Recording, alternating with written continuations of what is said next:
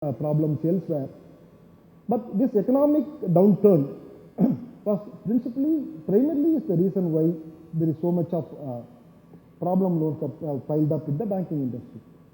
And apart from that, there cannot be one reason. I mean, all the portfolio is so complex, the issue is so complex, the portfolio is so huge. The problem is also very large in terms of size. So this is not the only reason. There are reasons like our Indian entrepreneurs, promoters also got very ambitious. Classic case of biting more than what they can chew. They went on a massive expansion. They put on projects assuming that the world will go in the same rate of growth. And we bankers also did not apply brake because we were also struggling with excess liquidity. We are also chasing numbers. Excess liquidity is horrible to handle for a banker. So we went on massive support. In a country like India where equity is scarce, leverages were very high, the promoters, entrepreneurs went on expansion with a higher debt, high leverage balance sheets, and also went in a massive expansion and massive diversification into unrelated areas. Somebody is successful in some space, so I will also try it out. Kind of a situation where the risk taken by the entrepreneurs, consequently by the bankers, were too much, and maybe with the advantage of hindsight, maybe better sense could have prevailed, saved us. But fine, we have to deal with the things of the past. That is one thing. And having said that, I don't mean to say that there are no wrongdoers. There are some entrepreneurs, promoters with ulterior motives, deceptive ideas and thoughts. And so I am sure that the country will deal with them. I mean, all of you are seeing that. But it is not the principal reason why things went wrong. Ambitious growth, belief that things will be smooth, and desire to grow, and so all those things were dominant than intentions to cheat. And on the bank side also, there are some pitfalls in terms of our ability to assess risk properly, in terms of particularly in infrastructure projects. And also the environment in India, to a large extent, contributed to the problems. The environment where steel industry is one industry which is having major challenges in terms of problem loans. Am I taking too much time? Maybe another 5 minutes I will close. Steel industry is a major industry. Steel, power sector, and other infrastructure. These are the areas where we do have serious problems. These are also created on account of various factors. One is steel is suffering on account of excess capacity built in the system, in the country. More than the country, excess capacity built elsewhere. China went on a massive expansion on steel the last decade, and now the country, the world has more steel producers than what probably steel in the consumption can absorb for the next 10 years. So that has hit us very badly. Apart from that, in India also, governance issues, coal block cancellations, and in the power space, cancellation of some commitments on fuel supply arrangements, all these things contribute. So because some projects, 5,000 crore, 10,000 crore projects are set up on some assumptions that coal linkages will be there, coal fuel supply arrangements will be there, and when that gets disrupted, that has its own consequences in terms of health of the project. And also, in case of road, there were some issues like equity was not there, everything was funded by bank debt, and also land acquisitions. Various such challenges were there. Okay, these are all the problems that banking industry is now is having such a huge baggage of problem loans. Having said that, is it that we are doing nothing about it? No. We are on top of it. All the stakeholders are sensitive to the fact that this cannot be allowed to go on for long, for the simple reason that it will reduce the risk appetite of banks. Banks cannot lend. Very classic example in front of us is the way United States of America went about dealing with the financial crisis as against Euro area. When they were struck with the problem, US swiftly moved. They did take hard measures immediately to make sure that the economy doesn't go into a recession. The two of the great things that I remember that Troubled Asset Relief Program, where they identified through the stress test what is the amount of capital required for US banks, pumped in close to 250 billion or some amount of capital and put stringent guidelines for the banks to follow, which made sure that the banks continued to lend and the country did not go into recession. Contrary to that, Euro, maybe they did not give that much thought to that. Still, Euro is talking about capitalization of banks and all kinds of things. But they did not swiftly move. They did not do what was required at that time. They will have their own reasons, I'm sure. And they did not also contain some of the countries like Italy, Spain from growing their debt to GDP. So the case here is that United States, after hitting that 10% unemployment in 2010, today is very well placed. 4%, 4.5%. Whereas Europe continues to have its own challenges. The lesson for us to learn is, unless all the stakeholders, government, Reserve Bank of India and the commercial banks who are the owners of the problem, move swiftly and take hard decisions and fix the issues, it is going to be difficult, and the longer we delay, the more difficult the problem will become. But yes, we are on to it. We are up to the task. Government also has taken a lot of initiatives. Contract enforcement is a huge risk in this country. And we also, NPA, one of the major problems for NPA is contract enforcement. You go to the court, it goes on and on and on. Don't find a resolution. Today, of course, government has taken a lot of legal initiatives in terms of bankruptcy code, DRT Act is also amended, SARFAESI amended. Lot of positive developments in terms of legal reforms, which are a great help for the banking industry in resolution of assets are there. Apart from that, Government of India has also, to improve the governance issues, has created a BBB, Bank Bureau, Bank Board Bureau, which has taken the responsibility to appoint members to the bank board directors, so that the board is very competent to drive the bank in the right direction, and also the role of the chairman and managing director split to make sure that two different people look at the issues. These governance issues they have done, and also through part of Indradhanush, they have pumped in also a lot of capital. Still, capital challenges are still there. Government also will have its own funding constraints, because FRBM bill has its own restraints on them.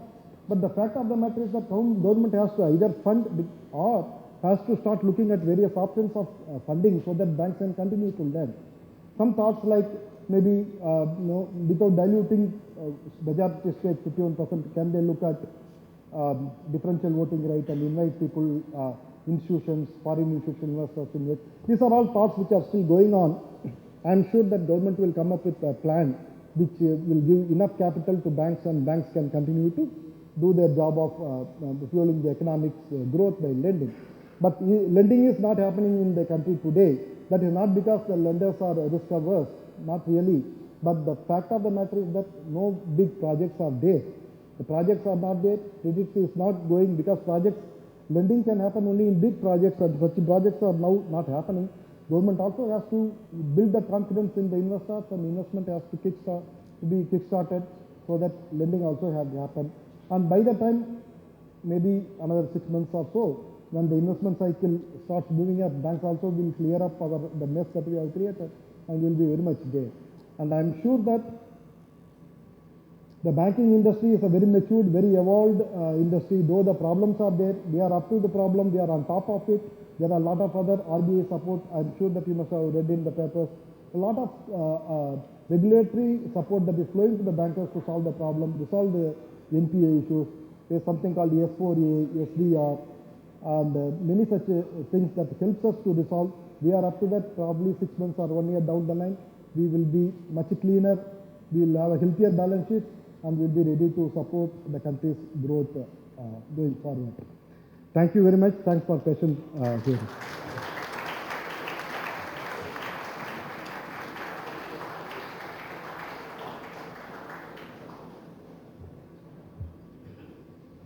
Thank you so much, sir, for enriching us with your valuable inputs.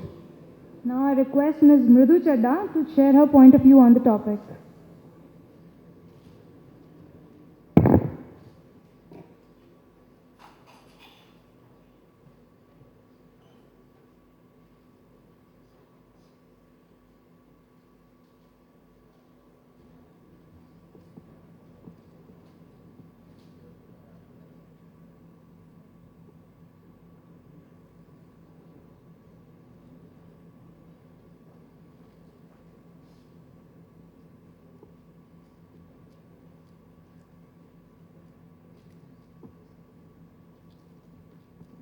Good afternoon, everyone. I feel very honored to be part of this distinguished panel over here. Just about 5 years back, I was on that side of the hall, and we had organized a similar conference at the BSE Convention Hall, and it feels great to be here today. So I would like to speak to you about the key issues faced by investment bankers today. Perhaps I won't be able to provide a bird's eye view because I have limited experience as opposed to the rest of the panelists.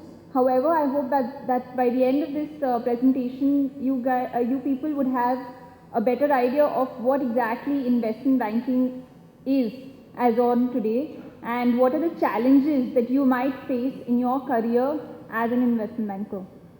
So, coming on to what exactly how do we define investment banking? Because it means different things to different people. Today, a lot of people who are into treasury say that they are investment bankers. People who are into trading also refer to it as investment bankers, purely because it's very easy to, it's a very commonly used term to explain certain things. However, traditionally what we refer to as investment banking in India is, IPOs, QIPs, which is also known as merchant banking, mergers and acquisitions, private equity fundraising.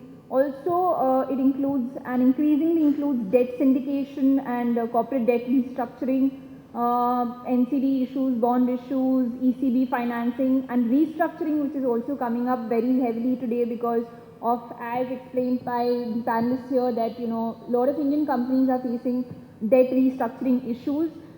Huge amount of debt piling up, for which they need to restructure the companies to efficiently, manage their debt, etc. So, coming on, so these are basically the various facets of investment banking, and there are various companies in India, foreign and Indian, some of whom specialize in certain aspects and some who specialize in others.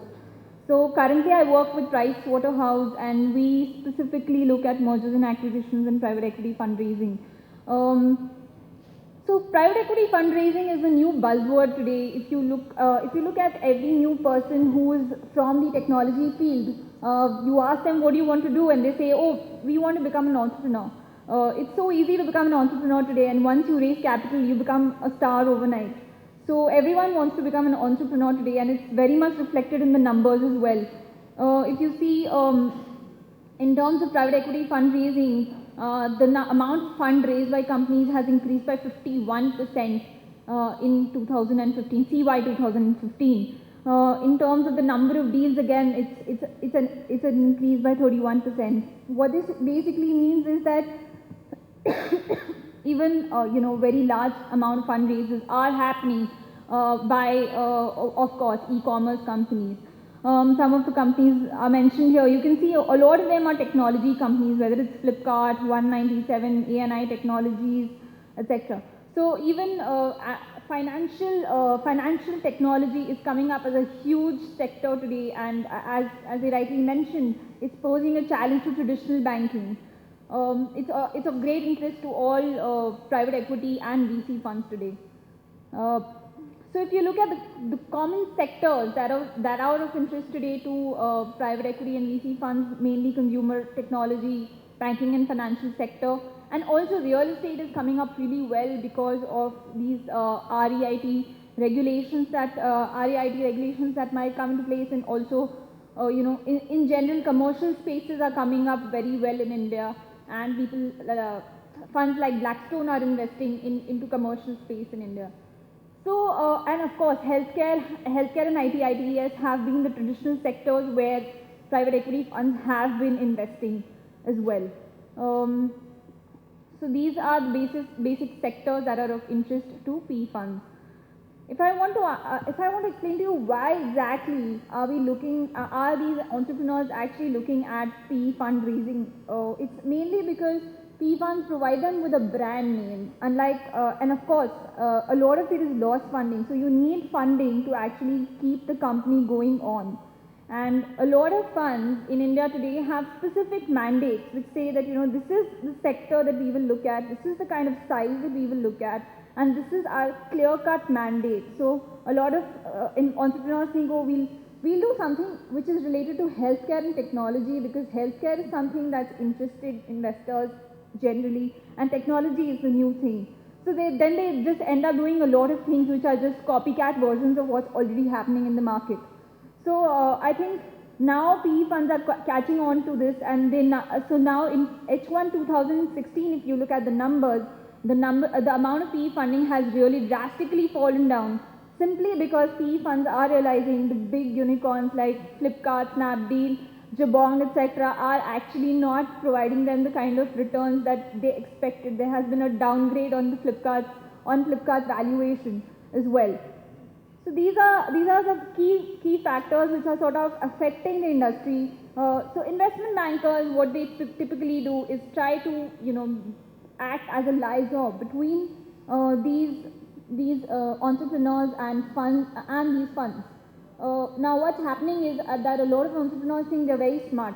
They can go to the funds themselves. They don't need investment bankers. And to some extent, I don't think they are wrong, because at the end of the day, when it's a technology company which is not making any money, which is not really throwing cash, how do you exactly value those companies? That's a key challenge for investment bankers today, to say, okay, this is how I value this company. So I think a lot of companies are becoming very smart today in terms of actually contacting funds themselves. Mergers and acquisitions, again, a very key part of investment banking. It's supposed to be a very hallowed sort of segment. If you look at M&A activities, they've actually fallen down. Deal environment is becoming difficult. The deal cycle is becoming longer. So what do I mean when I say that the deal cycle is becoming longer? So an M&A deal has a lot of different phases, and as an investment banker, you're supposed to you have to go through each one of them. It's not a very shortcut path. So when you join an investment bank, let's say in future, it's not very easy for you to see the complete deal cycle, that is to get the end-to-end transaction experience very early on in your career, because deal cycles can take like 1.5 years. So when you join such a career, you need to understand that I need to be there not just for the money, but also to get that sort of experience. So if you look at deal volumes, they have sort of fallen a little bit. The number of deals are going up, which means that the deal sizes are going down, which is fine. In terms of the sectors that are of interest, again, consumer, retail, technology. The sectors that interest private equity funds today are also coming of interest to strategic investors who think that now they also need to get into these new age segments. Like as mentioned here, even SBI is looking at getting into online and mobile technology. So is Madura Garments, or so is Pantaloons, and so is other retail firms who want to get into this segment as well. So in terms of domestic and outbound, if you see, domestic transactions sort of rule the roost, but outbound and inbound transactions are also increasing. However, I think there are a lot of challenges when it comes to cross-border M&A, because promoters, Indian promoters, as we've been discussing so far, a lot of defaults happen, a lot of misreporting of financial numbers happen, tax evasion methodologies, which is one part of it. One is tax evasion, and the other is actually fudging up numbers to show increased sales when that number of sales doesn't exist. So that's a big problem, and a lot of investors who come into India, invest in Indian companies, have faced issues wherein those numbers actually aren't true, or companies turn out to be they're fraudulent, big fraudulent issues. The amount of inventory that they say that they have, they don't have that much amount of inventory.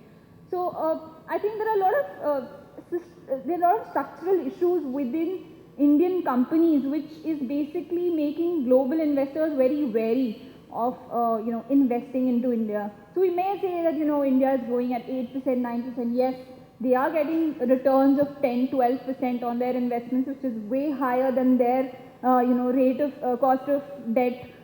in their home countries. However, the risk that they face and the real growth that they see in India is not very apparent to them. The kind of frauds and the kind of issues that they face with Indian promoters. And then, of course, Indian promoters have extremely high expectations. They say that, okay, look at listed companies, look at listed multiples. Listed companies are trading at 30 times, 20 times. I should at least get 15 times. It's not that easy to give a 15 times to a company which is like possibly a 150, 200, 300 crore company versus a company which is 1500 crore. So I think, and who's reporting numbers specifically as per exchange requirements. So I think there are a lot of mismatch between the expectations of promoters versus the expectations of the investors who are there. So these are issues, where so there is the promoter, there is the investor, and then there is the investment banker who's trying to somehow get these two onto the table and somehow trying to stitch a deal. So for India, some of the most acquisitive nations in India are US, Japan, UK, in general France and Germany from Europe, and Singapore because a lot of companies route their investments through Singapore. Again, Indian companies have been fairly acquisitive as well, specifically looking at high technology companies in the US and Europe.